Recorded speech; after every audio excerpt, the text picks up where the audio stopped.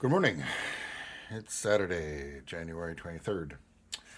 I'm going to show this again. This is the address of my blog where essays are stored. I'm showing that in particular because today's conversation has an accompanying essay there because I want to talk about photographs. Yesterday I talked about the ethics issues when your photographer makes your work look better than it really is. And now with Photoshop and whatever, but even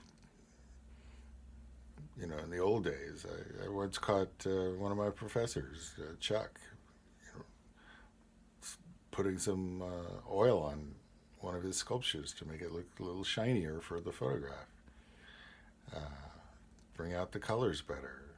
Um,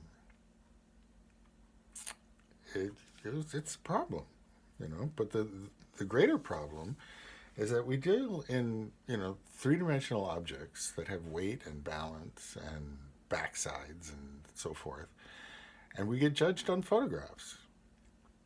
We get into graduate school based on our photographs. We get into competitions based on our photographs. We get jobs, or at least job interviews, based on the photographs. They want to see your portfolio.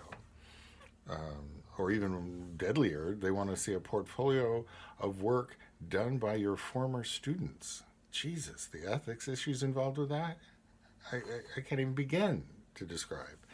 But it's how this sorry excuse for a system works. We get, very flat, untextured patterns of colored dots that attempt to define reality. And they don't.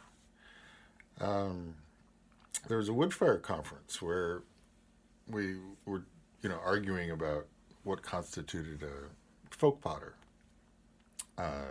This was in a situation where, one of the people there uh, was hiring workers in Thailand to supply, you know, hotels and Pier 1 imports and so forth. I mean, she was global, but her potters were, $6 a day potters. And at one point, the next day, after we'd been arguing about what constituted a folk potter, there was some problem with the slide projector, and I leaned over to Kim Ellington, who was there, and I said, "I think I've got a definition for a folk potter."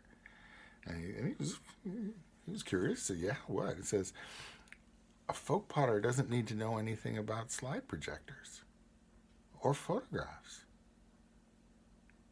A folk potter is just making pots, and the people buy them in person.